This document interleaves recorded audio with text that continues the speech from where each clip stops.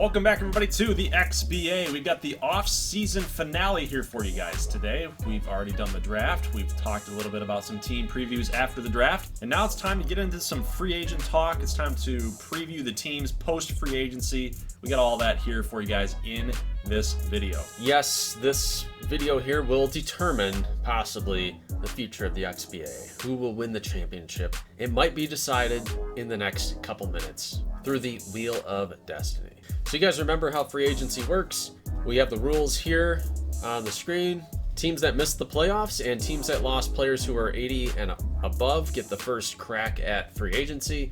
And after they are done, the playoff teams will then select from what is left. And we will keep doing this until all of the spots are filled, both on XBA and XBA 2. So we will just show the first 2 rounds of free agency, and then we will let you know how the rest of it shook out after that is done. So you guys see on the board, speaking of that first round of free agency, you guys see all of the teams that are going in the first round. You see them there.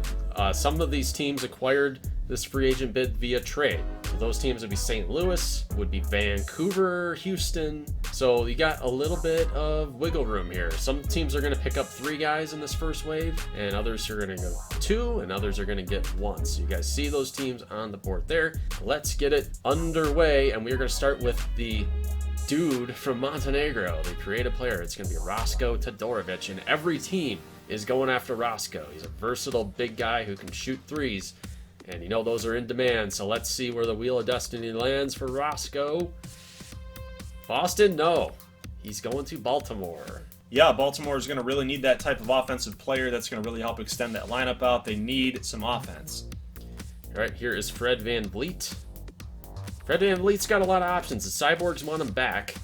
But let's see where he's going to end up going. Carolina? No. He is going to go to Boston Pilgrims. Okay. So he should probably start at point guard, and they'll probably move Fultz to shooting guard. That's an interesting mix there Yeah, for Boston. The baby Pilgrims get their veteran presence with Fred VanVleet. They needed another point guard at that point, and so he's going to help out the offense. I think this team might be one of the sneaky teams in the East. Yeah, St. Louis is on the board. You're looking for a point guard. You got 2 picks to work with, and you're going after Dejounte Murray here. Yeah, so maybe the luck's in our cards here. We started off right there, right? It was right on that red slice. Come on, slow down.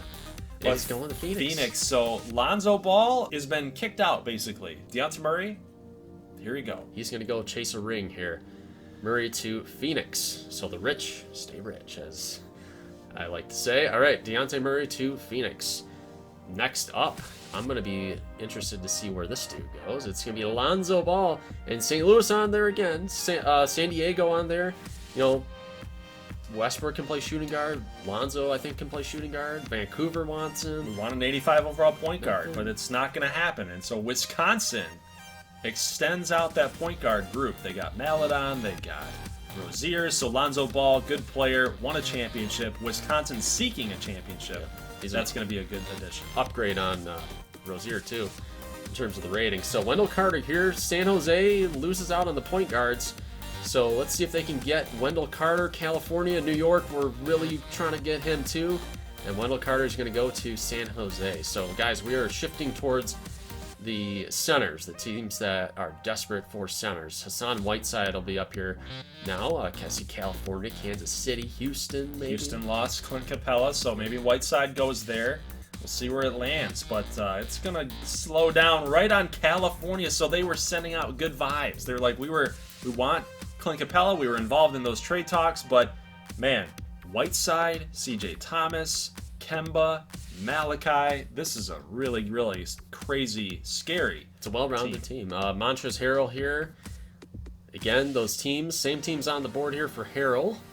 New York is desperate, and they want him so bad, but Harrell's going back to Columbus. Wow. So he thought twice about his decision to leave, and he will be re-signing with the Basket Hounds. Maybe his agent just told him, you know, that you had it really good out there. Here's Steven Adams. You know, Philly doesn't really need a center, but, I mean, they're thinking maybe why not? Kentucky maybe can move Davis to power forward. He's going to Philadelphia. So Philadelphia blocks the City Slickers, I think, possibly. Yep. Might have been part of their plan.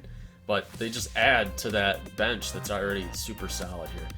Maxi Kleber can play power forward as well, so more teams on the board here that might be able to use a guy like him at power forward. See Kentucky up there on that list, Las Vegas, teams that, you know, want kind of that bigger guy down there.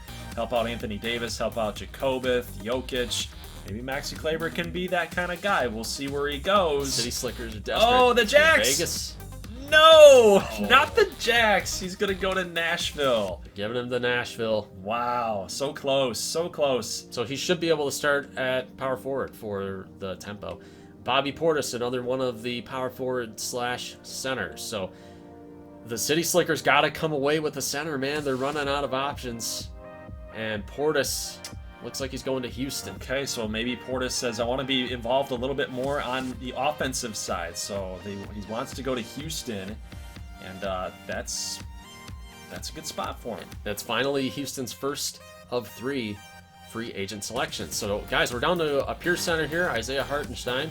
We have the Stampede, City Slickers. City Slickers. And I can't read the one in blue. Kentucky. Colliers. New York needed Hartenstein, and they didn't get him. So Kansas City loses Whiteside, and they come back in free agency and get Hartenstein. Yep. And that will be the first of Kansas City's picks coming in here. So Hartenstein, big deal for Kansas City. Downgrade though from Hassan Whiteside, but you gotta deal with that. Jean-Philippe Mbassi, primarily center, but he can play power forward. Does he go to the New York City Slickers here, who need a center? They need somebody other than Alex Len. He has that defensive presence, and it's going to be close, but Carolina comes through with Mbassi. That's going to be a nice pick for them. They do need a little bit more defense. They do need some defense. I've noticed that's kind of a problem with them, even though they got DeAndre Jordan. Defense, kind of an issue. LeBron's going to score his points. Yeah. Cole Anthony's going to score his points. They need some defense. Yeah. So the good centers are really off the board here. So we're going to go to Gordon Hayward, who is the best player available at small forward. St. Louis, we're still waiting on St. Louis going somewhere. Is he going Miami? No! They're going to give him to Montreal. That was so close. Miami could have used Gordon Hayward. That would have, you want to talk about rounding out your starting 5. Gordon Hayward for Miami would have been good, man. but that's Montreal's first player off the board here. Yeah, so they lose Zach LaVine. They get Jerome Blackman. They acquired P.J. Washington and Langford. Like, now, getting Gordon Hayward, extending the lineup out for sure. So Josh Richardson, a former Arrow, led us to a lot of good seasons, and we're hoping maybe we can get him back. But we're not even close on this list, so he's going to go to Washington. So he was coerced by Odisek Sobchak to come on over there. How do you know that? He was coerced. Why would you say that? Sobchak's dirty, man. He's dirty as crap. Otto Porter Jr.'s up next. It's a good addition for the Founders. So, yeah, we're still waiting on St. Louis. Jacksonville's up there. We're trying to get Porter back if we can get him. But there's a few teams out there that need that small forward, like Wisconsin, Seattle. But he's going to SoCal. SoCal can really use him. We just missed out by one spot. We need to address the forward position. That would have been a nice pick. Otto Porter played out in Jacksonville, so a lot of user team implementation there for Porter. So I like Porter. It would have been good, but next one up's Mikal Bridges. Come on. A lot of teams are interested in Bridges. Small forward primarily, and Denver. That's a good pick for Denver. That's a very, very good addition there. Yep. And let's see, Gallinari, power forward / small forward. What are you looking at here? Maybe another Miami possibility? Could be. A lot of teams up there. Vancouver? Nope. The Sting. Interesting. So he stays out on that East Coast and is going to pair up with a pretty solid cast of characters there in Tampa Bay. So Gallinari, good offensive player. Yeah, they're going to be fine. It's tough for Vancouver. I mean, they're still waiting to get their first guy, and they have 3 options here for free agency. So it kind of hurts. Houston trying to get Patrick Williams. It looks like it's going to land on Houston. So Patrick Williams, we're rating him as an 80. I think that's fair. Just going off of how he's playing in real life. Progressing, projecting to the future. So he'll be good. Probably start right away at small forward. Houston has had some pretty good luck here with the wheel so far in this free agent period. So Robert Covington, former Wisconsin Bandit, where is he going to end up? Wisconsin. They almost did it. But he's going to go to Vancouver. So interesting choice there, Covington. Wonder what that's all about. So payday. Maybe he likes the payday. He likes the playing time. Either way, Wisconsin's not his choice. And now we move on to Kevin Herter. So where is Kevin Herter going to go? It's going to be St. Louis. It's going to be Miami. Got to get him for St. Been Louis. waiting on those teams for a minute here. Let's pass on us. He's going to go to Seattle. And Seattle, I don't know if they need Herter, but Seattle at this point is trying to amass some talent, and they're running out of options. So why not throw in for a guy who's a 81 overall shooting guard? Josh Hart up next. Yeah, we're going to need this. Oh, yes. All right. Well, Josh Hart, guys, Josh Hart played really well for Kansas City in gameplay. So I'm hoping that, you know, Josh Hart can replace Josh Richardson. I know that's, I don't know. I don't really know. We'll see how it all pans out, but maybe, hopefully Hart can be a nice player for us. OG Anunoby, where is he going to go? Now, he used to be a Jacksonville Jump player. Yep, Moved on it's over. going there. Nope. Kansas City Stampede. So Anunoby will go to Kansas City. Where did he play before? Jacksonville to San Diego. Okay, we traded him right. for Seth Curry for meme value. Malik Monk up next. He is an 80 overall player, and he will be going to Las Vegas. Now, Las Vegas kind of had a surplus of talent, you know, at guard. No, they're in the position where, like, why not? Why not take Malik Monk? Kevin Knox up next. He plays small forward and power forward. So let's see where Kevin Knox is going to go. A couple teams that need him. City Slickers. So the City Slickers getting Kevin Knox. All the good centers off the board, so they'll take Kevin Knox as a sixth man, it looks like. They need bench depth, too. Bogdanovich going next. Oh! Going for St. Louis. We really needed that kind of offense again. But not going to happen here. So San Diego, not going to get the player that they want, man. I know Bogdanovich is solid, but man, they really needed a number 2 to Russell Westbrook, and they didn't get it there. Anthony Simons coming up next. Point guard, pretty solid. And he is going to Miami. So Kozlov's got some company there, but I think Kozlov should start. Simons will be a good number 2 point guard for sure. Going to get a lot of minutes there as well for the Night Owls. They're opening up the offense a little bit more, right? That's the idea. Yep. All right, Derek White, the point guard. You see Los Angeles is up there, Montreal, Vancouver, teams that, you know, kind of want that backup point guard. We're looking at Derek White as a potential starter. Now, I know we've got Buddy Mayer and Phoenix, and that's not going to happen for us. But LA, after they getting got Zach LaVine, and so Rolando Bishop, they're going to acquire the veteran, Derek White. All right, so they got room on that bench for sure. Evan Fournier up next, veteran shooting guard, team that could look for some veteran presence. Get on there. And he's going to French land. Yes. In Montreal. Go freaking figure. Just like Rudy Gobert. Yeah. What do you know? Well, Fournier, former Dallas Baron, former Honolulu Riptide is going out to Vancouver. No, not Vancouver. What is Montreal. it? Montreal. Hello. Jalen Brunson Canadian team. can play shooting guard, so there's a couple teams that are looking for him. And he almost went back to Wisconsin, but he will join the Vancouver Vortex. So the Vortex get their second player. He's going with Covington now. So interesting. They got good guards now out in Vancouver. A lot of good guards. Emmanuel Quickly is being added to the free agent pool, and he will join the Jacksonville Jump. Oh, like, you know, you always say we have a very odd roster, it just got a little bit odder. It is. Jurgis Levanauskas up here, the Lithuanian veteran who can shoot threes. I loved playing with Jurgis when we were doing the little previews. Let's see if he goes there. Oh, you got it. All right. Woohoo! St. Louis Arrows. Jurgis, we need that offense. I mean, he's a 78, so it's not like I know, but he's such a good shooter. He's a pure shooter, man. So we're gonna need that. Losing Donovan Mitchell, we're gonna need that solid, consistent, steady shooter. Jurgis is gonna provide that. I like it. I'll see how it works out. We don't know how well he's gonna play or what he's gonna look like. T.J. Warren going to Kentucky, so he can play small forward and power forward. Veteran presence for the Colliers at the small forward position. So we are winding down here in the first group of free agency, and here's Lou Dort, formerly of Wisconsin, an XBA 2 guy, but he got a significant bump from XBA 2, and he was going to relatch with the Wisconsin Bandits, probably start at small forward, in my opinion. So we'll see. I mean, they have Giffey, but 2 different styles of play. Oh, yeah. Eric Gordon, El Paso or Houston? Ooh. Okay, El Paso. Okay, so going to stay in the state of Texas. Eric Gordon moves on from, I believe, Seattle. Right. He was playing on Seattle at one point. So, yep. Goes to El Paso. They need You know, just adding again to that offense. Eric Gordon should help him. Yeah, seems like he should fit with James Harden, you would think. Josh Okogie, Houston.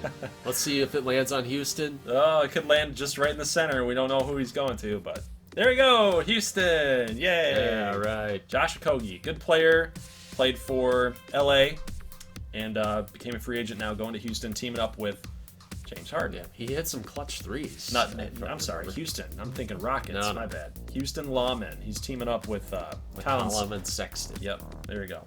Houston, I'm going to see if Houston gets back into the playoff mix here. Vancouver wants Taurean Prince. They're going to small get forward, and yeah, they will get Taurean So Prince. Covington, Brunson, and Taurean Prince. It's okay. I think maybe Vancouver was hoping for something a little bit better, but we'll see. Now we're going to transition to the playoff team. So playoff teams and non-playoff teams that lost 2 guys. So that would be Montreal and Kansas City. They get another pick. JaMychal Green is going to BC Chicago.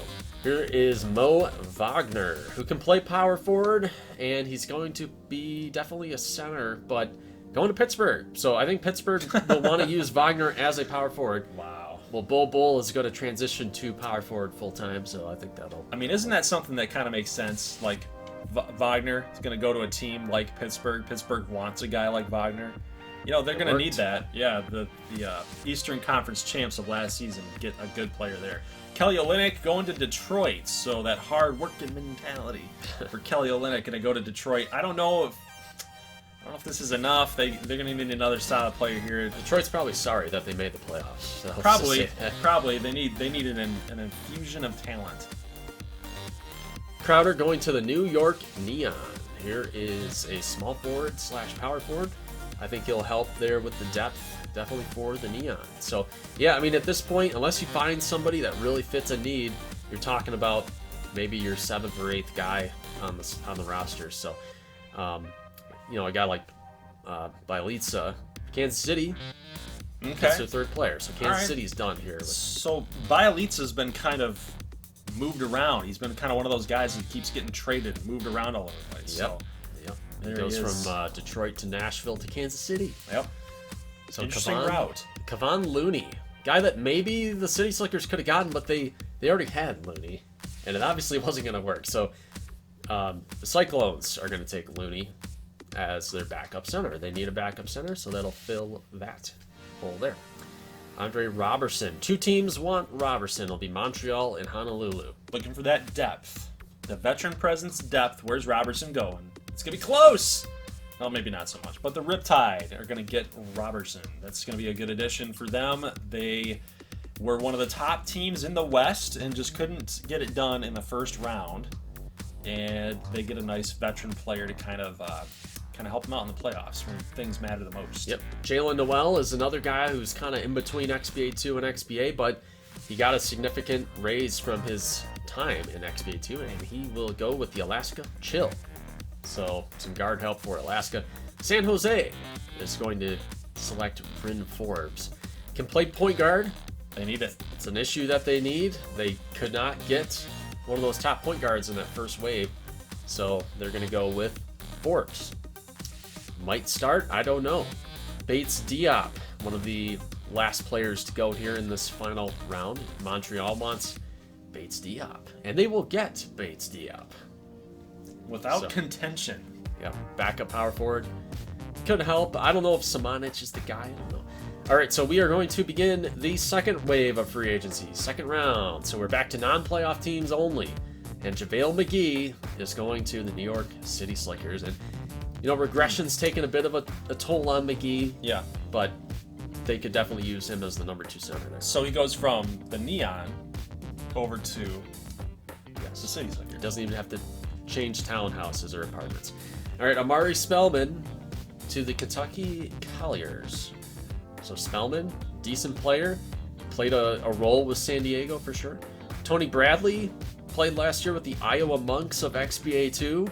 He's now a 75, decent backup center. Well, this is the spot for Miami because now that you lost 2 players. Well, you lost really one player by getting rid of Wa and Hachimura. So now that you've also given up your free agent bid and everything and no draft, yeah, so that kind of hurt. But Isaac Humphries going to Wisconsin. Don't know much about Humphries. Maybe you do. XBA 2, Fort Wayne Ninjas. He's okay now. He's a 75, I think. So Dwayne Dedman going back to Boston. Boston Pilgrims get their backup center. Miami's going to need to fill some holes is basically what I wanted to say there. Yes. they're looking at guys like Tony Bradley to fill those depth spots. But Thaddeus Young, we got a lot of teams interested in Thad Young. Defensive guy. Washington is going to grab a pure defensive dude in Thad Young. So interesting selection there. Teams coming into form here is the Founders. Yep, Michael Kidd Gilchrist, commonly labeled as a major bust. But he's a decent role player in this universe, going to the California Dragons. California loves their tweeners, their small forward, power forward combo guys. PJ Dozier of the Oklahoma City Buzzards. PJ Dozier played pretty good with Oklahoma City, and he saw a significant bump there, and he will latch on with the Vancouver Vortex. This is the typical move of a team like the Vortex. They're looking at guys, they're digging to the bottom of the barrel and saying, what type of players do we want to change this culture? PJ Dozier. That's a guy that won championships down in XBA 2. So Denzel Valentine, former Arrow, latching on with Philadelphia. Good player, can do that. Jerome Robinson, where's he going? He's going to Denver. So Denver's got a lot of momentum going after the draft into free agency now. They've made some moves. Denver is back on the radar here at the XBA level. Yeah, that's a good point. Here is Musa. Musa, decent guard, young guard, going to Houston. So Houston loses Jerome Robinson, and then they get Musa out of free agency. So that'll help them. Kent Bazemore, the widely veteran Kent Bazemore. He's been at this for a while. He's been with Baltimore, or he was with Detroit, and now he's going to Baltimore. He was going to be traded to Baltimore for a second-round pick, and it got rejected. Yep. So he is now signed with the Baltimore Cannons. How about that? Tyler Johnson, formerly of the California Dragons, had a role to play with them. Didn't play much last year. Trying to find the new team. And he's going to latch on with SoCal, SUPERNOVA. So guys, we're getting there. We are just showing the first 2 rounds of free agency. Here is House. House plays small forward. Let's see where he's going to go. And this looks like it'll be New Orleans. This is New Orleans' first free agent selection since they gave theirs up to Vancouver to get Damian Lillard. So House, New Orleans needs some work on that. I guess you could say that New Orleans sold the house to go get Lillard. They did. Carmelo Anthony is up next, who wants a veteran 75 power forward. And he is going to Nashville. Okay, so he might be chasing a ring a little bit there with Durant. He seems to be trying to latch on with other superstars that the caliber that he used to be. Right. Playing with LeBron, and now he's playing with Kevin Durant, so there you go. Furkan Korkmaz going to Seattle Mariners. Melo doesn't want to play with no scrubs. I guess not. Yeah, Korkmaz going to Seattle. Svi Mikhailuk. Tampa Bay. Stampede. Leopards. Might be an XBA 2 guy. Depends on where he ends up. He's going to Tampa Bay. All right. So we will see the rosters here in a little bit, and you guys can see how it all sorts out. Let's see. David Nwaba. LA Leopards in Kansas City. Former Arrow on the bench in year number 1. That's right. Going to Kansas City. So it's weird. KC and St. Louis, they just seem to like these interchanging guys with their minor league system for the Buzzards. It's weird. Tony Snell, where's he going? LA. Yep. Los Angeles Leopards. It's a decent little ad. Yeah. Can shoot some threes. Play a little bit of defense, I think. So Brook Lopez. Now keep in mind, Brook Lopez, not that great right now in this regression-heavy this game that is 2K. And he will be going to the Montreal Gatiques. All right, so now we are going to the playoff teams. Let's see. Who's playing reserve? Who's playing XBA 2? It's going to be the other Lopez. Columbus Basket Hounds. Frank Kaminsky, the third. Kind of a guy that's been kind of back and forth, up and down. He's been all over the place. Been with Miami, been with Washington, and now he's going to Carolina. So he has played his entire life in the XBA Southeast Division. How about that? How about that? On to Zizic. Where's he going here? Las Vegas. He could go to Atlanta. Interesting, two groups of teams there. They like the center, Zizic, and he's going to go to the Atlanta Olympians. So nice little backup player to Clint Capella at the center spot. Noah Vonleh. So they didn't get Zizic, so why not try to go get Noah Vonleh? Yep, and going to Las Vegas. He'll fill that bench power forward role that is currently occupied by RJ Jacobin. So the next power forward up is the XBA 2 Player of the Year, Dino Smatoglu, and he's going to the Alaska Chip. They would. Alaska gets a player of this caliber, I guess you'd say. A winner. PJ Tucker's up next. Let's see, PJ Tucker, defensive specialist. Let's see where he's going. Jacksonville Jump.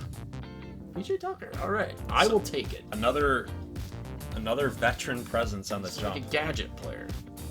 If you say so. I like it. All right. Chimize Metu. We got 3 guys here going for Chimize Metu. Okay, so the neon. Group. The neon, we haven't heard the neon called. Yeah, they got Crowder. So, yeah, they get their second player. It'll be Metu. James Johnson, veteran power forward who played with the Iowa Monks last year and rode the bench very hard for the Wisconsin Bandits. And he will be going to San Diego Cyclones. All right. San Diego with a nice little veteran presence ad. Next up, we've got DJ Wilson going to the Pittsburgh Paladins. All right, so another power forward. What an addition. Yeah, I know. He'll be the backup power forward. We're almost done here, guys. DeAnthony Melton. Believe it or not. 2 guys, 2 teams that want DeAnthony Melton services. It will be the San Jose Cyborgs. Will he start for San Jose? That's the question. With Reggie Jackson, DeAnthony Melton, and Bryn Forbes. I don't know what their plan is at point guard. Kai Bowman had a pretty good run there in the XBA 2 playoffs with the Atlantic City action, and he's going to latch on with Honolulu as they need a backup guard there. All right, Cody Martin. I think you're on the board here. Yeah, arrows in red there. We another forward, I believe. He's a small forward, yeah. But it's going to go to BC Chicago. So Cody Martin adding depth. This is all this is, just depth adds. And then Antetokounmpo. We could use an Antetokounmpo. Why not? Try to get into that DNA, but nope, not happening. Maybe he knows something about Giannis. He knows his weakness or something. His kryptonite. Could be what we needed. But DeAndre Bembry. So we didn't get Kostas, so we're going to get DeAndre Bembry. There you go. All right. Get that small forward. Yeah, I don't think he's going to be on the roster. He's probably going to be the XBA 2. Oh, yeah. He's going to Oklahoma City. No doubt about that. Brownie Baker. Oh! Can he make the leap? Everybody's favorite XBA 3 player. Can he make the leap from XBA 3 to XBA 2? I don't think so. I think he's got to go to XBA 2. It's a bridge too far, right? You're not going to 3 all the way to the pro level. No. They could use that shooting guard. I don't know. Deion Waiters will be the other shooting guard to go. So Phoenix couldn't get Brownie Baker. They'll take Deion Waiters. It's kind of a weird spectrum there, right? So you're looking at Brownie, who's the young guy, and then you got Deion Waiters on the other side. So yeah. All right, that's going to do it for the first 2 rounds of the free agency period. Okay, one note before we go into the rosters. We're going to preview every single roster, all 36 teams. If you don't see some of the guys that were in free agency, or if you don't see players that were drafted, they will be in the XBA 2. So we're going to show the XBA 2 rosters. When we get those ready, we'll have an XBA 2 preview special as well coming up fairly soon, but we got to get those rosters ready to go. So if you see late first rounders, second rounders that aren't on the official roster, they're going to be on the XBA 2 squad. Yeah, such as your rookies that were drafted in the late first, second round, and then obviously guys that you saw here in the wheel spin. If you don't see them on the roster, like you said, they're not up at the pro level. Yeah, and you probably want that. If you're a young dude, if you're a 72 to 74 overall, not going to get a ton of playing time. XBA 2 is where you go to get the playing time, and you go to get those sweet, sweet progression points.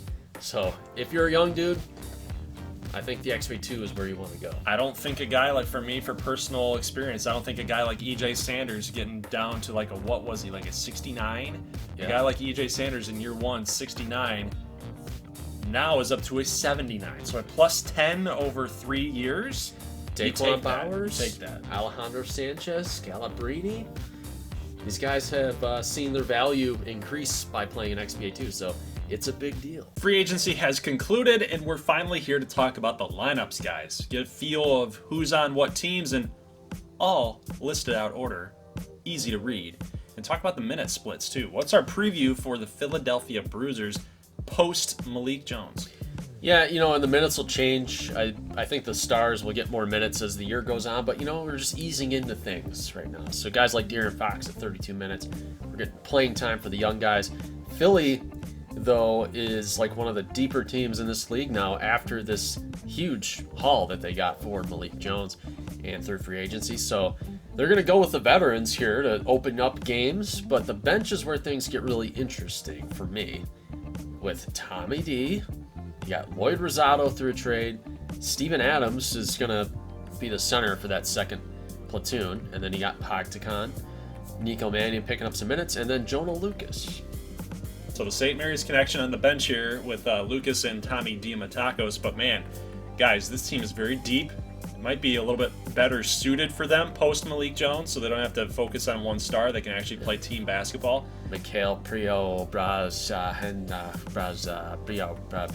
Yep, that's exactly how you say that. Yep, good job. Zach Burton's still around. Corey Joseph and Valentine rounds it out. Baltimore got the addition of Roscoe Todorovic, a European player coming over from the EuroLeague over to the XBA, and it was a good addition for them. They've now extended this lineup out a little bit now that he can play small forward and power forward, but we're putting him at power forward right now in case some injuries do happen. Yeah. But this is a much better team now that Todorovic is in the lineup. Yeah, for sure.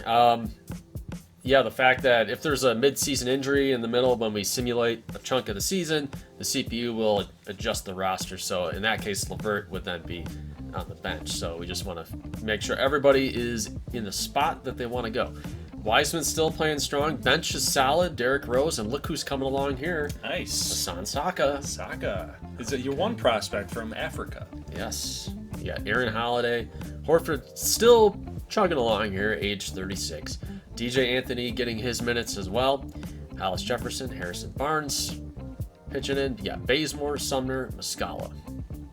The Nashville Tempo have always been an interesting team to me ever since we started the XBA. Not because, Nashville was my team of choice in 2K19, but because they always seem to put together a team that interests a lot of the fans out there. I know a lot of people are talking about the Tempo with Sanchez Jr., Price, the two-guard combo. Then they got Kevin Durant. Now they've added Maxi Kleber to the mix. This team might make a little bit of a run, or might be a surprise in year 4. Yeah, and Kleber was an 80 at center, and he's a 79 power forward. Bench looks decent here. Beasley, McClure. I don't think McClure can crack the lineup at this point with his positions, as he cannot play power forward, especially. But I think his minutes will probably increase as the year goes on, picking up 19 right now. And then the usual guys for Nashville on the bench, Jones, Johnson. This time, though, they're going to add Carmelo. So Carmelo was playing with LeBron, trying to chase a ring. And now he's going to go play with Kevin Durant to try to get a ring. And Dennis Henrik is going to pick up some more minutes here at center. Morris, Poirier, and Chandler round things up. BC Chicago, a team that I liked for a couple seasons to get to the XBA Finals, just hasn't really come through. Is this finally the year that they do it? Well, they've got a lot of progression from Jamal Nkolo. Wayne Cartwright's up to an 83. So is this the year, do you think, that Chicago is going to finally put it together? I'm not sure, because, when you look around the league, there's some rosters that are some starting fives that are just as good as Chicago, so it's hard to say how much of an edge they have. They did pick up the 8 seed with Nkolo being hurt, so that might play a factor if he's fully healthy this time around. They got JaMychal Green and Cody Martin through free agency, drafted Jeff Paxson. Still have Okafor and Exum with Farrell. They drafted Tremblay, and they're going to keep Tremblay in Chicago. He's not going to Iowa right now, so we'll see. If no XBA 2 for Tremblay. Not yet. We'll see what happens with him, though.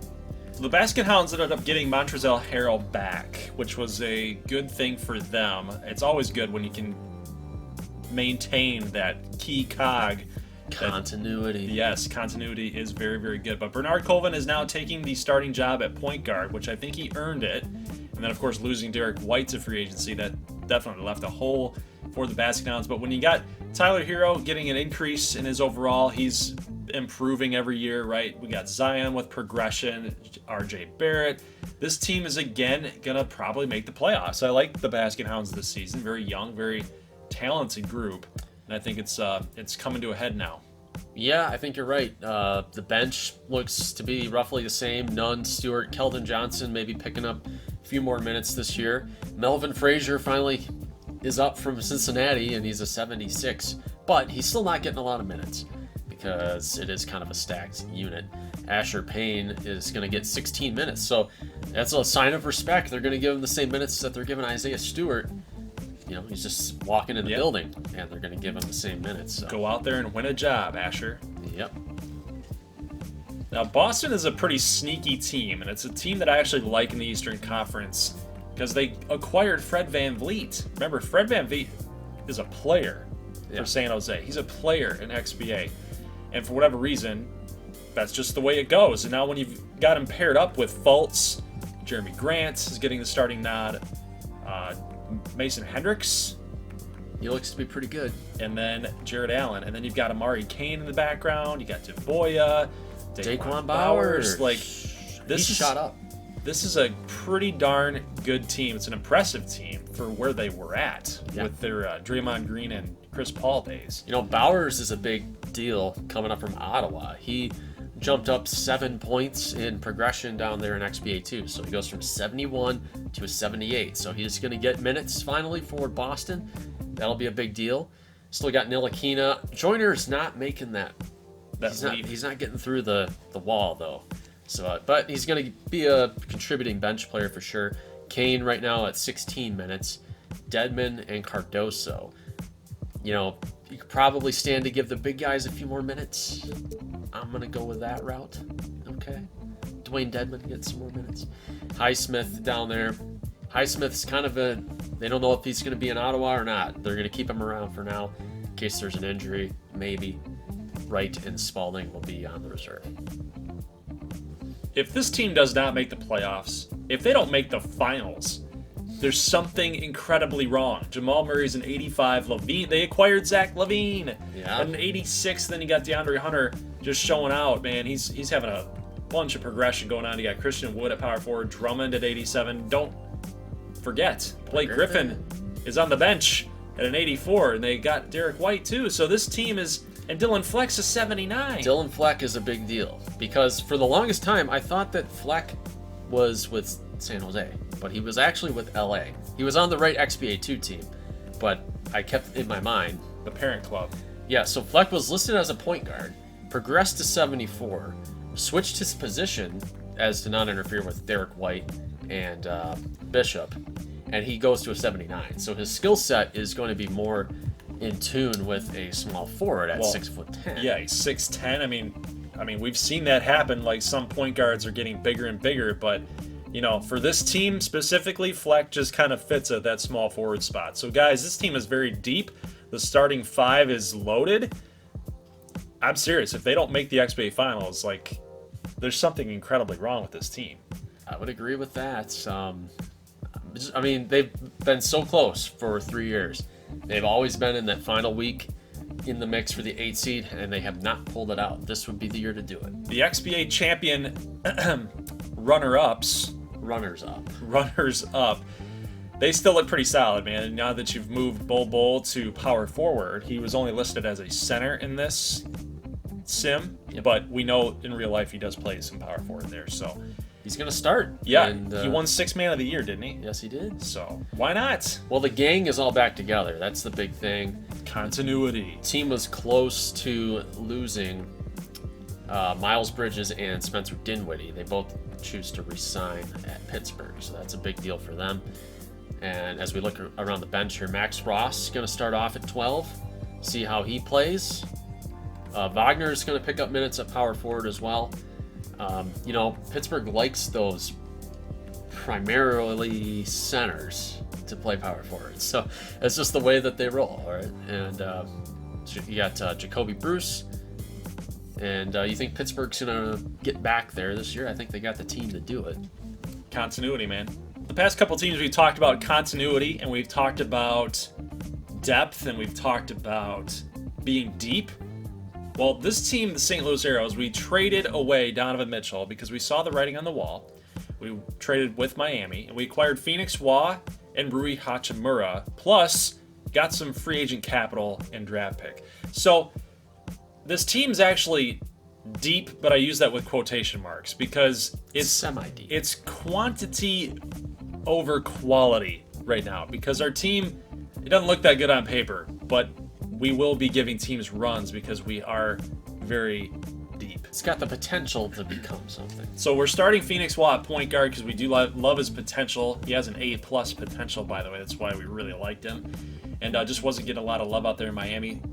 Let's see what he did last year in terms of stats. 6.6 minutes a game.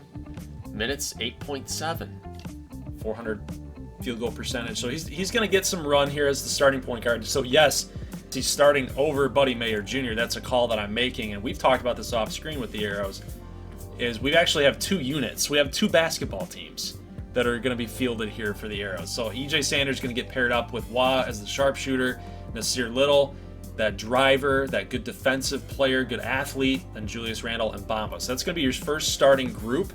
And then the next group that we want to pair him with Buddy Mayer, is Andrew Pierre, Hart, we got in free agency, Grant Williams, so we'll get some time, but Mayer's going to be the backup point guard, and Willie Hernangomez. Plus, we've got Jurgis Levanauskas, the Euro prospect, or the Euro player. He's a 10-year pro. Like, he's a little old. Yeah, it's gonna be a team where we see a lot of mixing and matching in sim, and I'm excited to see how we do. But definitely, it's basically you're looking at two different units. Yeah, and you can't be married to any particular arrangement. If something looks like it's not going to work, you can change things midstream and see what does work. Atlanta, another team that, according to Vegas, are in the top two favorites to win the Eastern Conference this year. John Wall, Jamal Turner, Jimmy Butler, you got Sobchak, and Capella was the big addition to get that anchor piece in the middle. And they could have tried their luck in free agency to get a guy like Carter or Whiteside, but they decided to put all their chips in there and just say, let's just go get our guy. And Clint Capella seems like he was the guy for this team. Do you think the starting five can do it? I think the starting five is very, very good. I think Clint Capella might have been the missing piece on this roster. You know, Wendell Carter was a good player, but Clint Capella is all defense. He's all defense, all rebounding. And then when you got Wiggins backing it up, and then you drafted Jabari Jackson, who's making the big club. Yeah, this team's pretty good. Plus, I think Azari Woods is up here, too, from Duke. Azari Woods made a big leap for Memphis as well, and I think I talked about that in the XBA 2 video. But yeah, he's going to get some minutes as well. So guard looks pretty strong. That's why they felt comfortable getting rid of Josh Green in that Capella trade. Yeah, what's really funny about this starting five is that we look at 4 J's and a big C. All right. Is that going to be a marketing tool? You guys come up with something funny for 4 J's. The 4 J's. Instead of the Fab 5, you got 4 J's and a big time C. Clint Capella, the C. The Miami Night Owls. So Artem Kozlov had some choice words on Twitter for his former teammate Phoenix Wah. So they've been going back and forth a little bit. But he's the lone guy at point guard right now. Donovan Mitchell was acquired from the St. Louis Arrows. This should have a nice little offensive influx or an injection into that offense, I think. And Tim Hardaway at small forward. Tatum at power forward. Yeah, that was his secondary position. And I think the idea for Miami is to get the talent out there on the court. But it might not be the greatest fit because Hardaway is a natural shooting guard and his secondary position was small forward. So the problem is Miami, doesn't have a great option at power forward. You see, you have Simons, McDermott, and then you get down to Allen Williams and Jordan Bell. So they're gonna roll with Tatum out there. You know, at his size, 6'8", see how he handles it. If he might be a little overmatched in some particular matchups, Miami might have to shift towards Jordan Bell to, you know, still get some limited minutes, but be the starting power forward. Maybe Hardaway becomes the sixth man. We'll see how this unit works. The bench is not that good for Miami. A little weak here on the bench. Interesting collection of players here for the Carolina Fly Guys now that you throw in Jean-Philippe Mbassi. It's a pretty nice lineup, though, because Benji Adams now with some progression up to a 77. So you got two young guards. You got LeBron. You got Mbassi, the more defensive guy, right? He can still knock down some offense for you. But DeAndre Jordan, of course, being, we already know what Jordan is and the type of player he is. But interesting thing about Mbassi is he was listed as a center originally, and the Fly Guys end up acquiring him. His secondary position is power forward. So they said, you know what, let's put him at power forward, and he moves up by almost 4 points, I believe. So he is an 82 at power forward. So it would turn out to be a good fit for Carolina, for sure. And then the bench, they got Kaminsky through free agency. Millsap is sticking around. How old is Millsap now? 37 years old. Still kicking. Decent bench here for Carolina, though. Let's see if they can. Prince Jr. Now, he's just in to play defense, all right? He's 7'7", so got some minutes last year. They don't have him in Virginia, though. I don't feel like they think that will do him any good. It's like, just stick with the big club, play some defense. Iguodala is still around. Scott and Norvell. What do you think about Carolina? Do you think they're gonna? They can't be the 1 seed again, can they? I don't think that lineup's gonna be a 1 seed. I don't really, quite frankly, remember who they lost from that 1 seed team. Well, maybe Gallinari. Shamet was at shooting guard, and then Gallinari, power forward. I mean, they're giving a lot of minutes to their starting five, and it's a good starting five. I just know that Eastern Conference is loaded. It's tough. Eastern Conference has always been tough. So they're going to have to scratch and claw for every game. Vancouver is interesting because now without Damian Lillard, they've got Bagley at power forward, right? So they're solving the forward situation with LaMarcus Aldridge getting a little bit older. They acquired Covington in free agency. Tristan Thompson's still hanging in there at an 80. Damian Dillard, though, seeing some nice progression. Then Sean Leonard. You guys remember Sean Leonard? This is a throwback name from way back in year number 1 of the XCAA from South Carolina when they were in the tournament. Yeah, he's been the starting point guard for the Portland Hoopsters for 2 years, and he has put in the work. So he did get a big progression bump there. You know, he was a guy that, you know, I screwed over Portland because I messed up the save file. So when we showed XBA 2 in week 1, I had no Portland and no Hartford, so nobody ever saw them play, sadly. Right. So, but Sean Leonard has been one of the better point guards in XBA 2. And then you see the bench here, they have a surplus of guards, young guards, that could become something pretty good. David LaBelle was the other piece that they got in the trade, and he's young too. He's going to be entering his age 21 season, and he's a 78. So LaBelle can shoot. He can play shooting guard. Jalen Brunson is going to move to shooting guard for this year, and then I'm interested to see how Hyde translates. Taurean Prince was the other free agent acquisition. Cauley Stein, he's 78, but I think with what this team needs, they're going to give Chizoba his minutes because they know what they got with Cauley Stein. I feel like Chizoba, they gotta see him play, right? Like I said, it's an interesting team in Vancouver. I think these teams that traded away their stars, I mean, they were already wallowing away, and now that they've got something to look forward to, maybe not this year, but in the future, you kind of ride your young guys and see what you got. The Jacks have, in my opinion, kind of taken a little bit of a step backward. So with Apollo St. Patrick obviously up to an 85, you know, Marcus Smart just kind of hanging in at an 81, DeRozan seeing some regression, and Bogdanovich with a little bit of regression. They're starting to get a little bit older, and they're, in my opinion, they might be wasting prime years from Jokic. Could be. I mean, I don't know. The Jacks made a big leap forward. They were, you know, one of the lesser teams in the XBA for the first 2 years, but I think next year they really got that much needed boost. You know, they got into the playoffs as a 7 seed. They upset San Jose.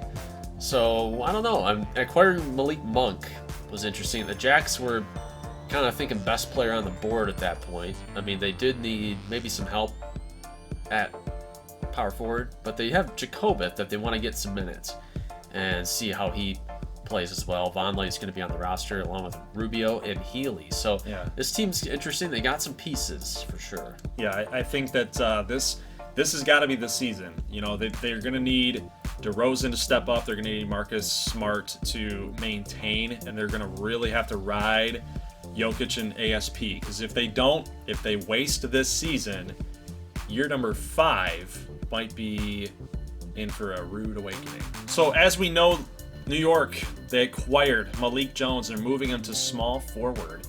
Marcus Anthony now to shooting guard and LaMelo Ball at point. So this team, very, very good. And do you like the uniforms, guys? Do you like the unis? Got the new uniform set. Malik actually moved up another point by switching to small forward. So he looks like he is made out to play for this team.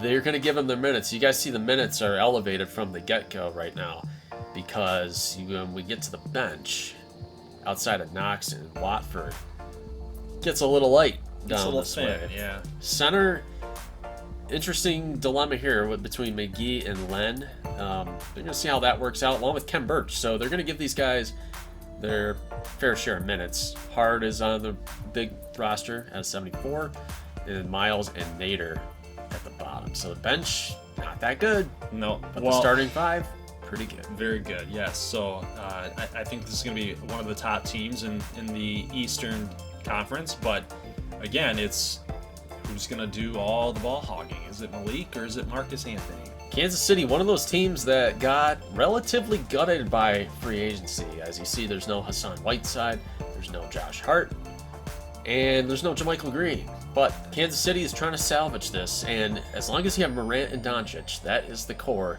of your team, right?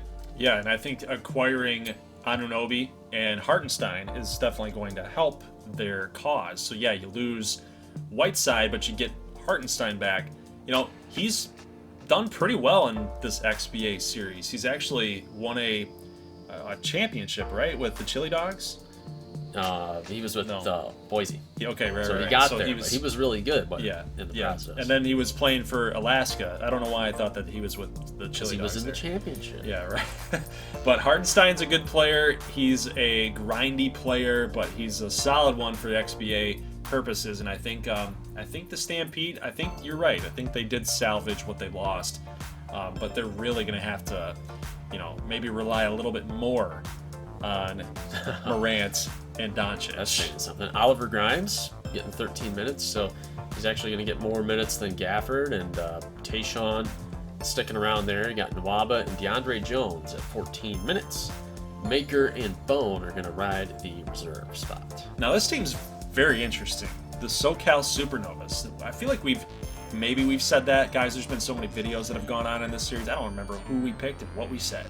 But SoCal, to me, looking at their lineup here, the big guys like John Collins, Marcus Bryant, 2 really good guard play, right? Chris Paul, Russell, you got Jarrett Culver. It's a good SoCal Supernovas team. But as we know about the Supernovas, they never really get over that hump. And again, kind of like BC Chicago, these 2 teams are interchangeable, except on 2 different sides of the country. Is SoCal going to be able to get over the hump this year? They got pretty close. I mean, they were in a kind of playoff push kind of situation, but they got cold late, and they finished at 35-35. So you want to see them finish stronger, and maybe Chris Paul having a whole year in the system will do it. Otto Porter. The problem with the Supernovas for the last 2 years has been their bench. Their bench relative to the rest of the league has not been that good. So they're hoping to see more contributions from guys like Elijah Cruz, Jamario Jones, a guy that's been not getting a ton of minutes around the XBA, but I think here he's got a role to play. And Tyler Johnson, Joe Harris will add to that 3-point shooting capability. Brady Dye is going to have to play a bit of center for this team. You see him there I mean, he's not getting a ton of minutes, not a ton of playing time either. And this year, he's going to see definitely an uptick. And Clayton Bazemore is going to get in there as well this year. It's a solid team, man. It's a lot better of a team than we've seen in the past, especially with that bench. Tampa Bay. Kyrie Irving's still at a 90, so still holding strong. Kennedy Alvarez up to a 78. Kuzma, 87. They're going to need him and Irving to be kind of the guys. Kennedy is kind of that X factor that's going to make this lineup go, in my opinion. Goga, Bitadze, Draymond Green. It's a very good team. But again, with that Eastern Conference, it's going to be tough for the Sting to maintain, I think. I don't know. I think they're a pretty interesting team. You know, they were pretty good in years 1 and 2. I think they were good in year 2. Year 3, it just was not their season. And, you know, I had a bit of a dilemma here between Bitadze and Nas Dunstan. And I think Bitadze is going to provide a little bit more offense for, you know, I think Bitadze with Draymond is kind of how you want to do that. Because then you get Gallinari and Dunstan, I think, might work well together. From the bench. So, yeah, kind of offsets a little bit. Yep. And they're still pretty young on the bench with Akpala, Akobo, Tyus Knight as well, getting some more minutes. He'll be up from Orlando this year. And then Ibaka going to be the defensive sub there with Rab and Norman Powell. Let's check out the Honolulu Riptide, a very successful first season in Hawaii, coming over from Dallas. Nobody remembers the Dallas Barons anymore. They're a total afterthought at this point. Trae Young will be the starting point guard, obviously. And then Orlando Champion going to step in. He's going to play shooting guard for this team without Fournier. So Fournier, he's gone. It's going to be Orlando Champion. Michael Porter, Jackson, and Zagaraj. So it's a pretty strong front court there with Bertans as the 6th man. And Noel is a pretty solid center, too. So the guard play, I want to see how that does around Trae Young. We got Lewis, Robertson, and Chris Dunn. So they picked up Kai Bowman through free agency. Maybe they need him over Gerald Green, but they're giving the veteran 2 minutes a game. Just really quick, knee-jerk reaction. I don't think that the Neon have enough right now. They made the playoffs last year. But compared to the rest of the Eastern Conference, I look at this lineup and I just don't think they have enough, man. I really don't. Conley, CJ Kemmerly, very good players, right? But Tobias Harris, 83, he's a solid guy too. Zach Collins, Cantor. You look at that starting 5 and you're thinking, yeah, it's a pretty good team, right? But I think they made a grave decision by selecting Colton Kemmerly. I get it. They wanted the brother thing going on. They fell into the meme land. They wanted to do something for the PR and the media attention, but was that what was best for the team? I don't know, man. I look at their bench too. I'm not impressed. Well, I don't know about the Neon this season. If Colton is anything like his brother, that rating might belie his attributes, because Kemmerly was a 79, but he was one of the, I'd say, 30 best players in the league, right? Wouldn't you say? Yeah. As a rookie? I'd give him that, yeah. So maybe 35. I don't know. But he was extremely effective as a shooting guard. So, you know, and he was a 79 overall. So maybe Kemmerly is going to be pretty good at that point guard / small forward spot. But we'll see. I mean, bench here at the bottom, I don't know. I don't know if the bench is that strong for New York. They're going to have to definitely get a lot out of this starting unit. I actually like Denver this season. Simmons, 91, Sal Boss getting time at the shooting guard spot, and then nobody else below an 80 here. In the starting lineup, Rhymes Porter an 85 going to center. As Monty Rhymes Porter, as the creator of my dude here, MRP, I don't think this is the right move. I think he's a power forward by nature. Yes, he can play center. I think this might be a move that might hurt him. But what are you going to do, right? What are you going to do? Really, what are you going to do? Markkanen's got to play power forward. He's better offensively than Rhymes Porter. You got to do it. You got to do it. We can mix and match. We can try it. I don't know, but I think you want both of the guys in the lineup. I mean, there's really no ifs, ands, or buts about that. Right, so MRP's just going to have to deal with it. Just going to have to deal with it. Just going to have to suck it up and not be a baby and just go out there and play. But, maybe Markkanen, maybe he leaves next year, and then maybe Rhymes Porter comes in. I don't know what the plan is, but Denver will try to make that work. As we look at the bench here, got some good guard play. You got Infali Dante, Jerome Robinson, Satoransky, Bell, and Stoudemire. I think Stoudemire plays better than his rating suggests out of Abilene Christian. I think Stoudemire can shoot the three pretty well. I think that was kind of what his MO was. I think he had a pretty good shooting year by any standard. Myers Leonard is suspended for the first few games of the season.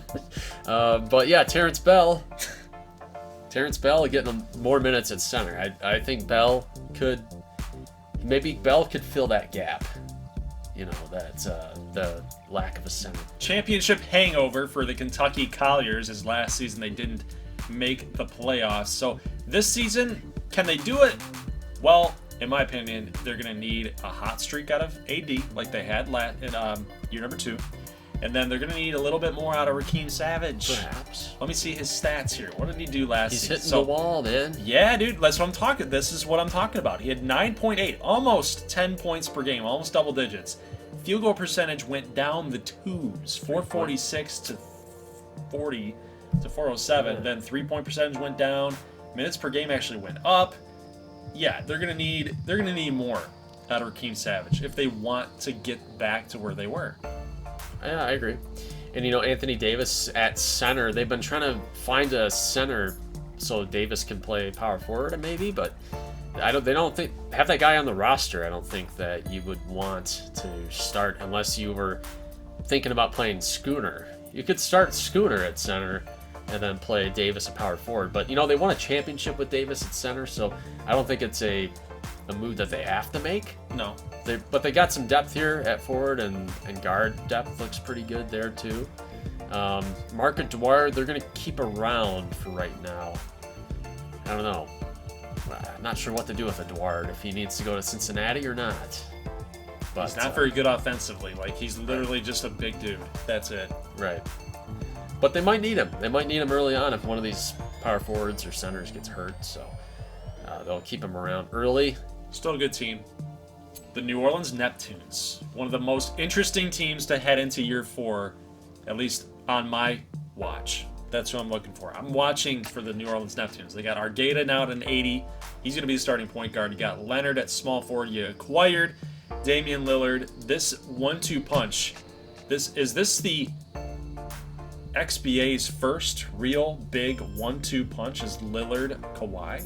I would think it would have to be, unless you count the LA Leopards with their 4 B+ kind of guys. Right. I don't know if you count that. I think this is the biggest 1-2 punch that we've seen so far in the XBA. Got 2 90+ players. Yeah.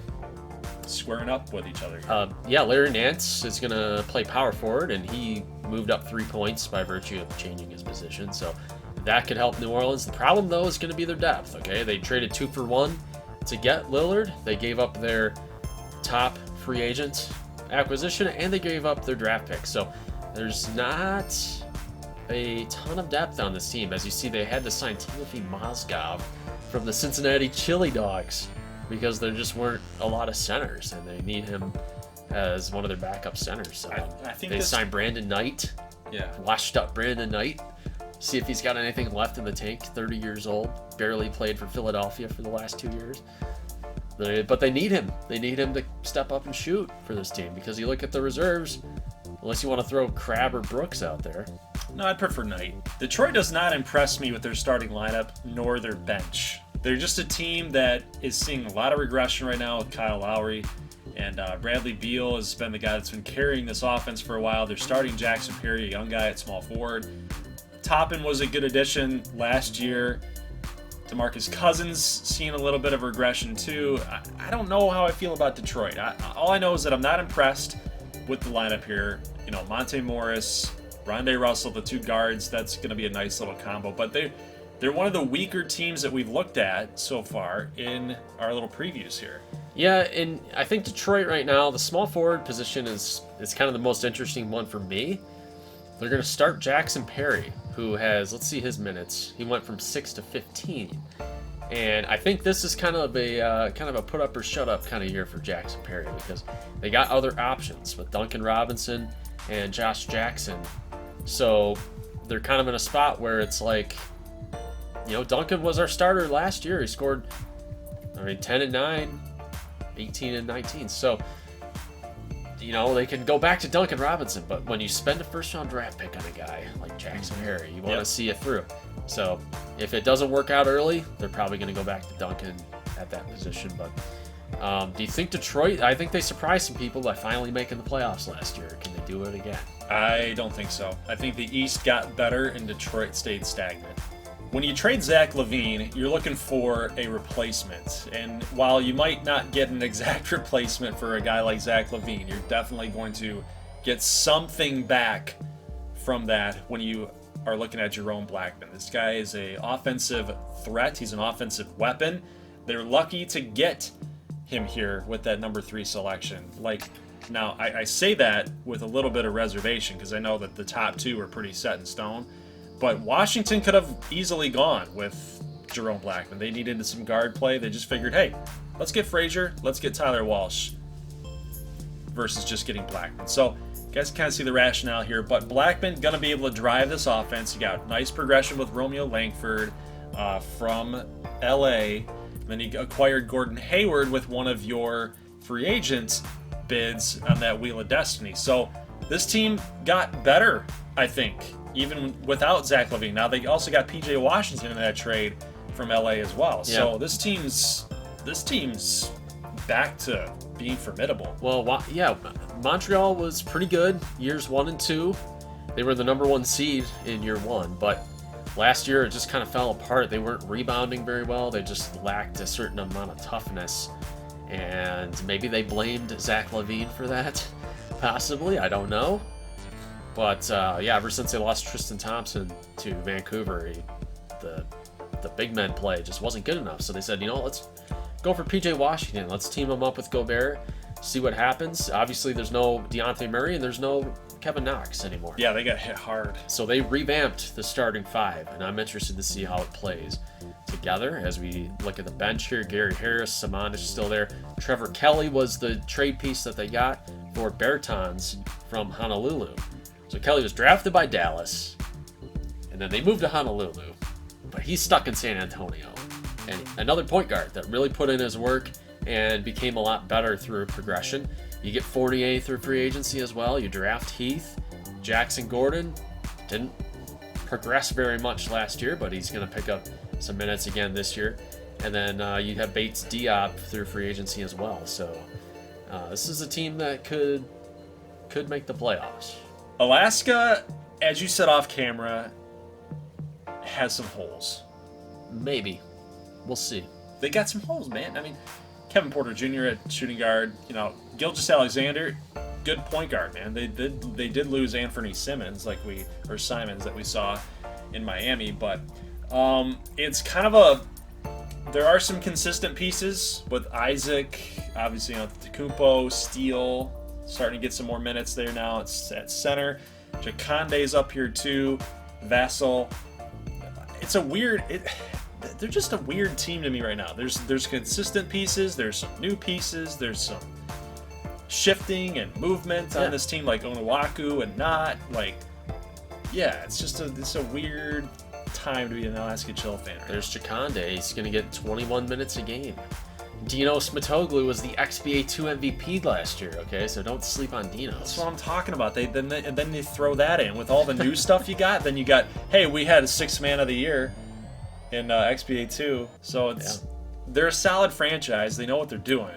It's just when you look at it, it's like, I don't really know what they're doing. This is the big bad, okay? He's the bad guy of the series. So anytime you have Giannis, you could have 2 guys in the mid-70s in your starting lineup. You got Giannis, you're a playoff contender.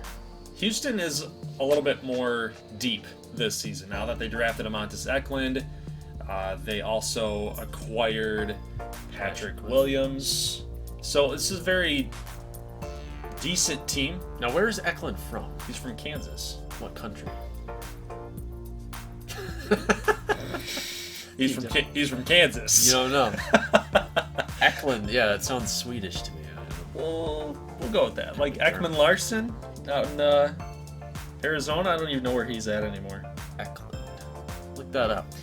I'll talk about Houston. Colin Sexton, McCollum, Williams, Portis, Eklund. So like Montreal, a team that through the free agency process, through some trades, through the draft, had a big opportunity to remake the face of the roster. And it looks like they did it. Josh Green was the piece that they got for Capella, so he might have a good future. He can play small forward as well. Windler's coming along strong. You get a Kogi, you get Wright Foreman, you get Denham. Perry Jackson. Perry Jackson's not doing too hot right now, but he's still going to get minutes. Still got to see what he can do. Will Carr, the other guy. I want to see more out of Will Carr, and I think he might be able to get that as well. Biombo, Blakeney, and then Stevens should be, I think he's going to be back at some point this year. It says he's got, his injury is not, I don't think it's season long. I think he should be back at the end of the year. But you have something to say? It's Swedish. Okay. So you're right. I got it. It's Swedish. But he's from Kansas. I like to highlight when we look at teams and what they're doing with transactions. I like to highlight, make sure that people know that, yes, I do recognize the solid franchises, the solid organizations that we have in the XBA. Wisconsin is one of those teams. Was one of those franchises. Wisconsin's made the playoffs one time out of 3. They are just solid, man. The types of moves that they make and the little the intricacies that they have that happen to them, they're just a solid team. They're a solid organization, just like Montreal and Denver, 2 good, solid franchises. And they did it again this season. They did it again. They got Lonzo Ball. They convinced him to come on over here to Wisconsin. So, you got Maladon, you got Rozier. Good team. They got Lugan Stortz at small forward. I don't know, man. I don't know. I'm just saying. And then when you draft TJ Giffey, this team might be back in the playoffs. He's a big dude, 6'10". Smilage is so, he got some size on the bench. You still have Rozier. Jennings, 73. Seager, 74. Remick, 73. So the draft, I feel like they could have been drafting better over the last few years. But we'll see how these young guys adjust to getting a little more playing time. Seager was chipping in last year, but Remick is a guy I got my eye on coming up from Iowa. Remick made a little bit of progress playing for Iowa. So he can shoot 3 balls, and I think this team will need that. Steph Curry is just not going away, guys, for Jacksonville Jump. 96 overall, and as we see how old he is now, he's 34. Alexander Walker will be the shooting guard. Sylvester Forbes going to try out small forward, see how it works. So Jacksonville might be going, a little leaner, a little more athletic there. Giles will play at power forward, and then Nurkic at center. So Giles went up 3 points I moved him over to power forward. He's 3 points better. So we did get Emmanuel Quickley with Killian Hayes. Hutchison, PJ Tucker will be kind of a specialist for us. And then Seth Curry, Wingate, getting 12 minutes. We didn't see the progression that we wanted out of Nick Wingate. The funny thing about the Jacksonville Jump is it's all Steph Curry, man. That's all you need. So you can have bad drafts, and you can have some weird free agent things going on with Ennis and who else ever you got in there. Noah Wingate. Nick Wingate, sorry. Noah's the brother. Sylvester Forbes shoots like a grandma, and somehow he's 79. He was the meme guy from Syracuse in year 1's draft class, and somehow he's just there, just 79, just hanging out, just gonna contribute. So the rich stay rich, as Phoenix lost Lonzo Ball, and they got one of the top free agents off the board with Dejounte Murray. So there should be no step back here for Phoenix, I don't think. I wouldn't think so, no. I mean, Dejounte Murray brings a little bit different of a game than Lonzo Ball, so you do have that to kind of consider when you're talking about Phoenix. Is he going to improve the offense, which would be scary, or is he going to take a step back because he doesn't really fit with the offense? That's going to be the question, but I guess Murray, you can't rule it out. No, Murray's still a good player. It's just we'll have to see it and what happens in gameplay. But Bam up to an 87. You got Gregory now in the power forward position as the starter. Middleton as an 85. Halliburton as the backup as an 82. He's a backup at an 82. You know what? The Arrows would love to go after Halliburton to have an 82 point guard, but just to see how, to your point, the rich stay rich. Yeah. It's a good team again. Phoenix should be definitely worried about as far as the rest of the XBA is concerned. San Diego was in the mix for Zach LaVine, and they fell, it was like 2 votes short. They almost got Zach LaVine, which I think would have really helped Russell Westbrook. But you know who might have taken that as a slight? You think? Blake Hudson. Blake Hudson probably took that as a slight. It's like, That he this is wasn't- my chance to be the starting shooting guard. That he and you wasn't guys- good enough to be the starting shooting guard? Yes. Well, now he is, so This he's is got his chance. he's got his shot, but you know, Artie St. Patrick now is being relied upon. He's a 79, so it's like, yeah, go out there and go win the job for yourself. You know, you're gonna be a solid contributor all around. So he doesn't do one thing necessarily well, other than just the fact that he's a basketball player. Like, he does every single little thing about basketball, the game. He does it pretty good. So he's going to be an all-around contributor for this team, something maybe might be more valuable than getting Zach LaVine. Could be. It could help out the entire lineup versus being only 2 players deep, LaVine and Westbrook. Now you've got a whole team to function. So maybe Artie St. Patrick's kind of that X factor for the team. Scalabrine could be a big deal here too for San Diego. He got a bump from playing half the year in Tucson, so we'll see how he does. But yeah, I think the Cyclones are going to be in that playoff mix yet again. Another scary team out in the Western Conference, the California Dragons, had CJ Thomas just fall in their laps. Yeah, because he pulled a Eli Manning. Yeah, what a little. Just kidding. Just kidding. But, you know, it might work out. I understand it. He didn't want to be part of a losing culture, and he didn't want to get purged. Like, I get it, so... But then you get to be a free agent, and you can sign somewhere to another losing team. It just seems like a weird trade-off if you're the number 1 overall pick, don't you think? Maybe he would have made more money, man. That number 1 pick.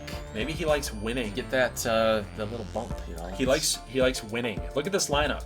Walker, Thomas, Hendricks, moving to small forward, Gordon, and Whiteside. So you tell me if you like them over the Leopards or the Monsters. It's going to be the Western Conference with those 3 teams, it's going to be a freaking dogfight. Yeah, I mean, and don't count out Honolulu, don't count out El Paso or SoCal either, I would say. Eric Paschall is an 81, so you see the bench here, guys that have been in the system. Dragic, let's see, the shooting guard, Jaden Hunter, getting 13 minutes. He stood steady at a 75. He might have been a 74 last year. It's a good team. And then we see Dwight Howard on reserve. So I think the Dragons should make the playoffs this year. San Jose. Now, San Jose is weird because they lost some pretty darn good talent, man. They lost Steven Adams. They lost Fred VanVleet.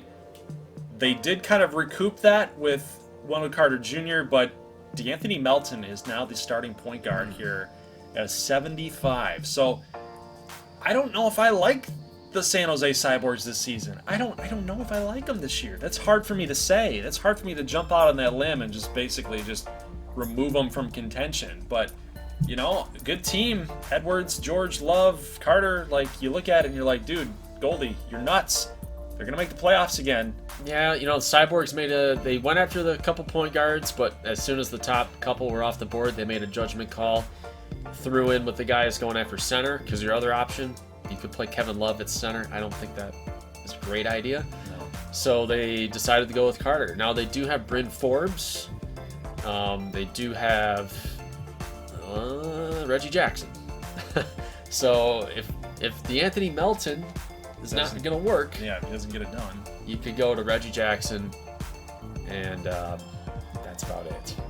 Reggie Jackson and Bryn Forbes can play point guard. I don't really know how I feel, man. I really don't.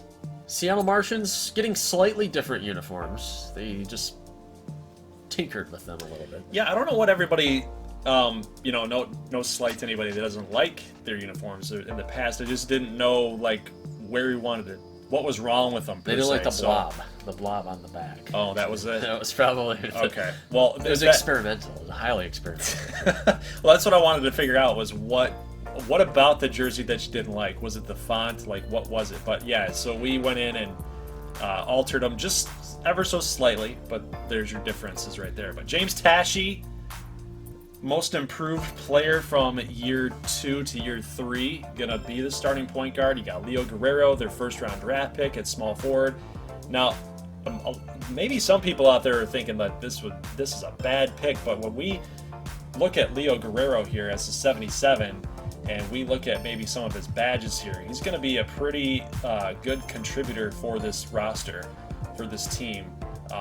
Very good offensively, good offensive player, good finishing. He's got some shooting and playmaking badges, so he's going to be a solid player for Seattle and what they're trying to accomplish here with getting a little bit more offense. Yeah, and you could go Jeremy Lamb, but they're going to see what they got with the rookie, Porzingis and Jackson Hayes. They really need a big guy, though. That's really what they need. And they got Kevin Huerter, so they're going to have to go all in on offense and say, hey, we got to shoot lights out. If we want to compete, we got to be able to score this year. I think that's going to be Seattle's MO here. Talk a little bit about El Paso. What's standing out here to you?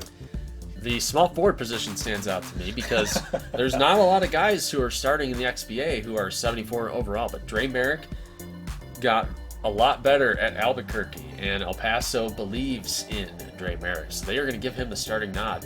And when you look at their other options, you can probably tell why. I mean, you could move Okoro there, obviously, to small forward. You could theoretically, I guess, even move Eric Gordon. But I feel like they liked what Okoro did in his sixth-man kind of role there. And then you could also play St. Paul for defense, or even Aminu could play small forward. But Dre Merrick he got the boost. So they like his trajectory.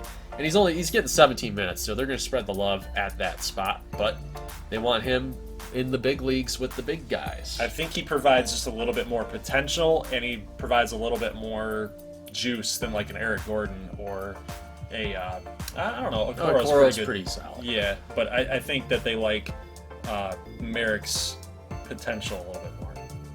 Could be. And then the defense, I talked about this with El Paso. They got guys that just do one thing in particular, like St. Paul, Aminu are all defense. Bordone, I'm excited to see what his game looks like and how that translates. So it's a good team. I think for sure a team that will be in the postseason. And last but not least, the Washington Founders. But least. You mean least. Because they are least all the time. Oh, I get the joke now. Normally when that stuff happens, I'm looking at you like, well, wait, what did I say? Did I say something wrong? But no, that's a good joke. Very good joke. Okay, Tyler Walsh is an 80. He's getting the starting nod. He's an 80 overall point guard. It's like, yeah, go for it, man. Run the offense. Run the freaking offense. And now, Buddy Hield is an 83. Richardson they got in free agency. That's going to solve that small forward. You got James Vine talking to management, kind of cooled him off a little bit.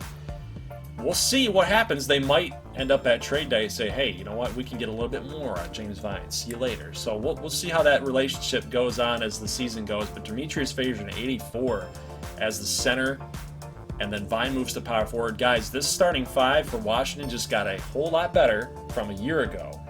And it's young, it's youthful, it's moving in the right direction. They've rebranded the court, they've rebranded their uniforms, their logo a little bit darker. They've got some things going for them, even though despite Odisek Sobchak getting a lot of PR hate, everybody that's in Washington, all the fans for Washington, they love the direction the team is going. So it's one of those deals. If you ain't with us, you're against us type thing. They're still not good enough. I think they're a lot closer than they were a couple of years ago. Yeah, they're moving in the right direction.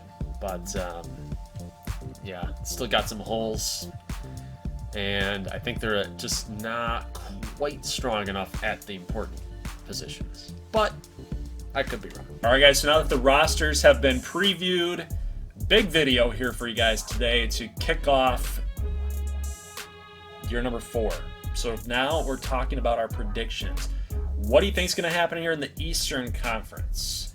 It's a loaded conference, a lot better of a conference. What do you think's going to happen here? I think I picked Atlanta last year to be the 1 seed, and they were actually the 5 seed. I think we're always wrong with our predictions because Well, it's the XBA. Sometimes we're pretty close. I said Carolina. I was big on Carolina last year, and they did fine. I was big on San Jose, and they were good.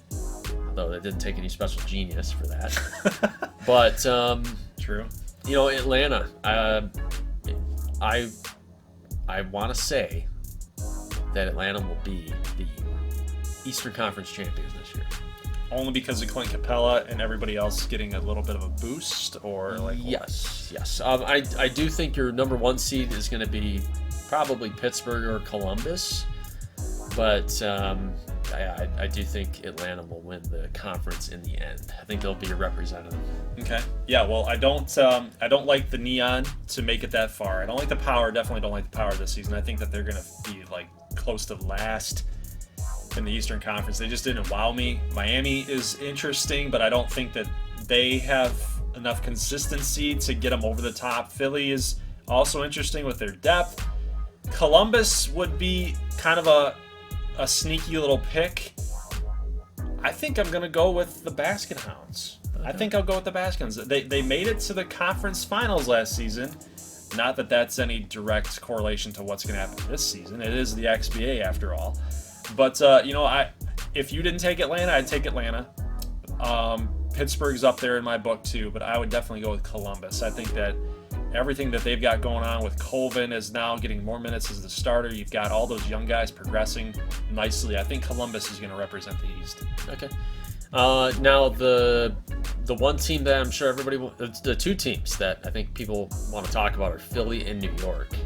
We got to see how these teams diverge and who plays better this year. What's your take on Philly versus New York? Yeah, most people would probably think you guys are nuts for not taking New York as the team that's going to represent the East. That team's loaded.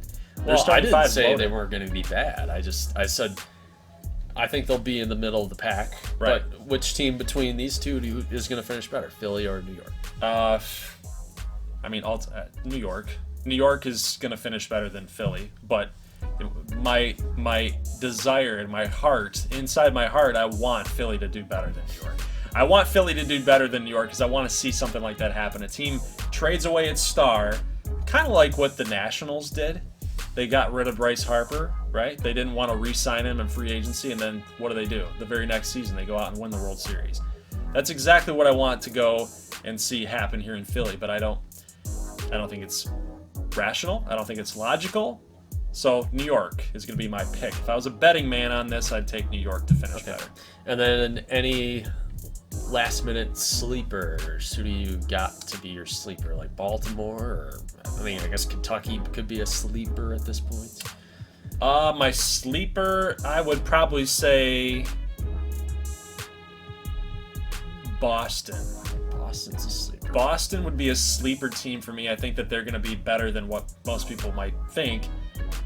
With their young stars, Mason Hendricks is a baller, man. You got Kane. You got some pretty nice players with Boston now. Fred VanVleet being a nice addition there. So that team might be a sneaky little team. They're still the baby Pilgrims. They are. I think they're a year away, but they're sneaky. Yeah. Dark horse team. I'm gonna go Tampa Bay as my big sleeper this year. I feel like after kind of an off year 3, I think they're kind of an afterthought, but. I think years 1 and 2 at Tampa Bay was a very good team. They still have the core of that team there. So I think Tampa will definitely be a playoff team and make a push, maybe a 4 or 5 seed. So now, how about for the Western Conference? What do you see going on here? I see teams at the top that got a lot better, but that's about it. I don't see a lot of the Western Conference teams. I think, if anything, some teams regressed a little bit, but they're kind of top heavy between maybe Phoenix. You had New Orleans get better with the two-man punch there with Lillard and Kawhi. You had LA. It's really, really good. Denver got better. California got really good. Other than that, some teams kind of stayed stagnant again. Yeah, I think it's going to be a 4-team race. I really do. I think it's between the Leopards, I think it is between the Peppers, I think it's the Monsters, and I think it's the Riptide. So I think it's going to be 3 of the top teams from last year plus the LA Leopards. But I think that teams that are going to push them could be New Orleans, could be California, could be SoCal. I think those teams will push the top 4 teams from the Western Conference. That's just my guess. As far as the sleeper goes, I don't know if California or SoCal count, but I would probably take them to be my sleepers. The Western Conference champions. Now that is a tough question. I want to take Phoenix because I think that they can repeat. I think that they've definitely got that ability to repeat. But as we've seen in the XBA, a lot of this stuff doesn't really happen in the very next season. But I think that point guard thing is one to look out for. Does Dejounte Murray help the offense, or does he regress the offense? He's a very good player, but I don't know if it's still got that mix that they lost with Lonzo Ball. So I would take Phoenix. That would be my knee-jerk reaction. But I'm going to go with LA to win the Western Division, the Western Conference. I think that lineup and that starting 5 is way too good. And if I had to go with a sleeper pick or a sneaky dark horse, maybe Denver. I would probably pick Denver for that because now with MRP and Sal Boss, that team just got better too. It's day and night for where they were last year. California definitely on my radar, but yeah, LA to win it. Denver would be my sleeper. Yeah, I didn't pick a champion. I'm going to go Honolulu. So Okay. I've got Honolulu versus Atlanta, and you took LA versus, remind me again, you had Columbus. LA, Columbus, yeah. Okay, it's fair. All right, well, we would love to know what you guys think about your Western Conference champs and your Eastern Conference champs. Please let us know in the comment section. What'd you think about the roster preview? Who do you think really progressed? Who do you think regressed? I would just love to, in general, know what you guys think is going to happen here in year number 4. So with all the predictions out of the way and then the roster preview, we've now got our opening games. So which ones are we going to show, my brother? Ooh, gotta make the schedule. Yeah, it's going to be tough. I think that we definitely want to see the new look Montreal team. We definitely want to know what St. Louis is going to do. We'll probably see all 5 of these games. I would definitely throw those in for sure. Yeah. We've already made, at the time of this video, we've already made the Google form, but at the time of recording, we don't know who we're going to pick. But yeah, that's the opening night at any rate, and then you see the games listed tomorrow. Interesting. I'm games really there. excited to see everybody. I can't pick somebody. Same. Like Yeah. everybody's got an interesting story. New York. Everybody's got a couple interesting new players, new faces, new coaches, new jerseys, whatever. So I'm excited to see all of it. Yep. All right, I guys. think we're going to show every game from all the way to the 25th. I think we're going to show all of these games. And the 26th. Every single game. You're crazy, man. You're crazy, man. I at You least thought I want was serious. I at least want to see every team once. Yeah. That would leave what, like 18 games? Leave 18 games possibly. 18 games. For week 1 of XBA action. So guys, your Google form is linked below for your picks for 18 games. I don't know if it's 18, 19, however it's going to break down, but we want to show every team at least once here in this week 1 action. So it's a XBA Palooza to kick off year number 4. Guys, leave a like if you like this thing. Let us know in the comment section who you guys like for your predictions for the Eastern Conference, the Western Conference. Who do you like to win the whole dang thing? Who's your sleepers? We want to know. We want to know your comments about the series for year 4. So guys, leave a like if you like this thing. We will see you later on next week because we got to get all these games recorded. We got to get all these games done and edited for you. So we'll see you later on next week for XBA Year 4 action. As always, thanks for watching and peace.